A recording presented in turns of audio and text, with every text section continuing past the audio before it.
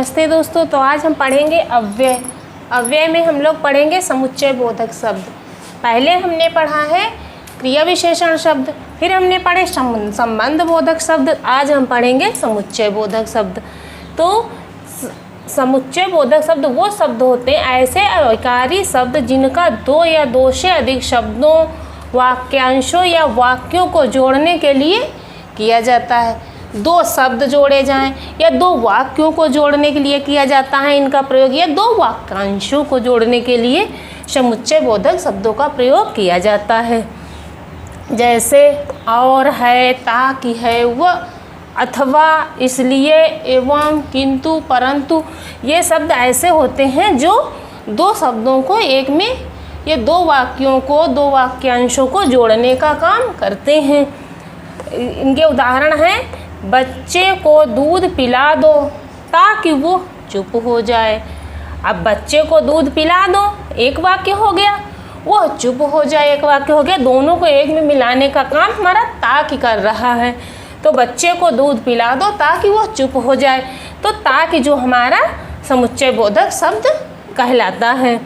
आप चाय पिएंगे या कॉफ़ी पिएंगे, तो जिसे या है ये भी हमारा समुच्चय बोधक शब्द के अंतर्गत आएगा। आप चाय पिएंगे या कॉफ़ी, तो ये भी दो वाक्यों को मिला रहा है एक में। राम और रोहित मेला देखने गए, तो राम और रोहित ऐसे कहा जाता, राम मेला देखने गया, रोहित मेला देखने गया। तो दो वाक्य होते तो दो वाक्यों को जोड़ने का काम और कर रहा है ना। तो ये राम और रोहित मेला देखने गए, तो ये हमारा और जो है ये भी हमारा समुच्चय बोधक शब्द के अंतर्गत आ गया।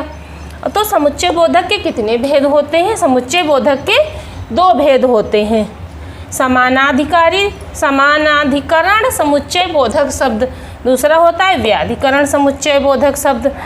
तो दो हमारे प्रकार होते हैं समुच्चय बोधक शब्दों के।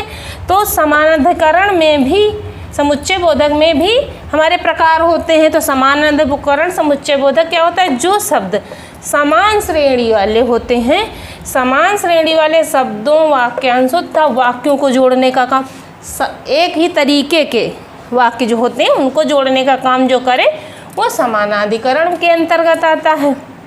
जैसे मीरा व मोनू एक साथ पढ़ने जाते हैं, एक तरीके का वाक्य। जैसे मीरा पढ़ने जाती है, मोनू पढ़ने जाता, श्याम पढ़ने जाता, राम पढ़ने जाता, तो ये सब एक तरीके के शब्द हैं।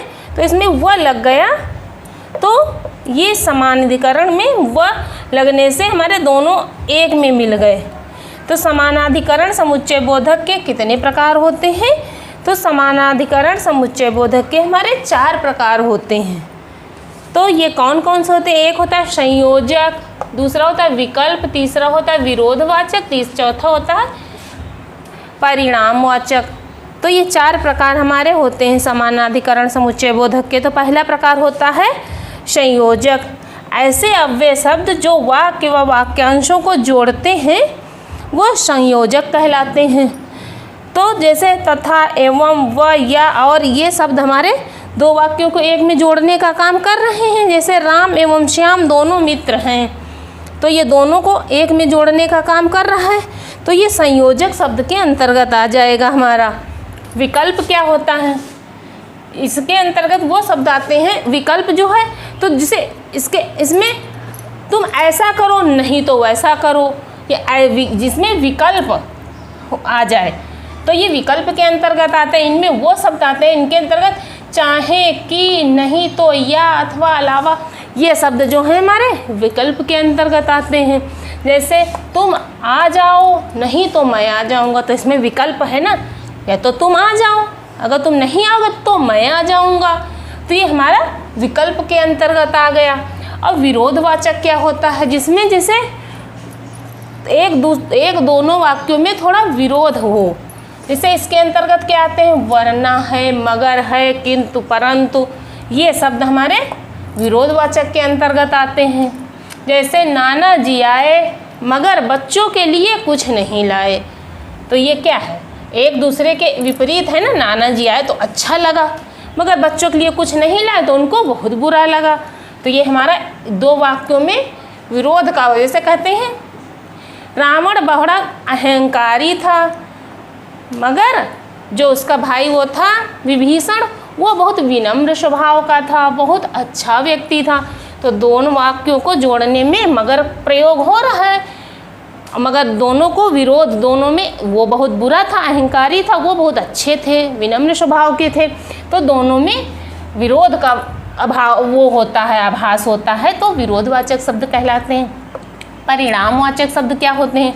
जिसमें जैसे परिणाम का आभास हो, इसके अंतर्गत अतएव, इसलिए, ताकि ऐसे शब्द आते हैं। जैसे वह बीमार था इसलिए वो स्कूल नहीं आया, तो इसमें वह बीमार था इसलिए, तो ये इसका परिणाम हुआ ना। वो बीमार था, वो अच्छी पढ़ाई कर लेता, पास हो जाता, तो इसमें वो जो है इसलिए वो पास है, अच्छे नंबरों से पास हो गया।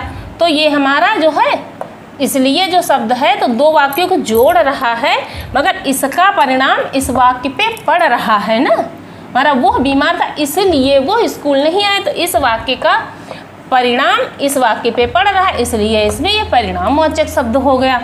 अब दूसरा हमारा इसका जो था समुच्चय बोधक का, दूसरा है व्यधिकरण समुच्चय बोधक। तो ये हम पढ़ेंगे व्यधिकरण समुच्चय बोधक शब्द। तो जिन शब्दों के द्वारा एक प्रधान वाक्य में एक या एक से अधिक उपवाक्यों को जोड़ा जाता है, जैसे दो शब्द हैं, दोनों प्रधान हैं, दोनों प्रधान वाक्यों में एक या एक से अधिक उपवाक्यों को जोड़ा जाए। जैसे वो धनवान ही नहीं बल्कि दयालु है, दोनों प्रधान है ना, वो धनवान भी है, वो दयालु भी है, मगर उसको दोनों को जोड़ने का काम हमारा क्या कर रहा है? बल्कि कर रहा है। तो वो धनवान नहीं, धनवान ही नहीं, धनवान ही नहीं यानी धनवान है, धनवान बहुत बड़ा धनवान है, मगर वो बल्कि दयालु भी है। तो ये हमारे दो वाक्य हैं, दोनों ही वो हैं प्रधान ही हैं, और इसलिए वो व्यधिकरण समुच्चय बोधक के अंतर्गत हमारा आएगा ये बल्कि।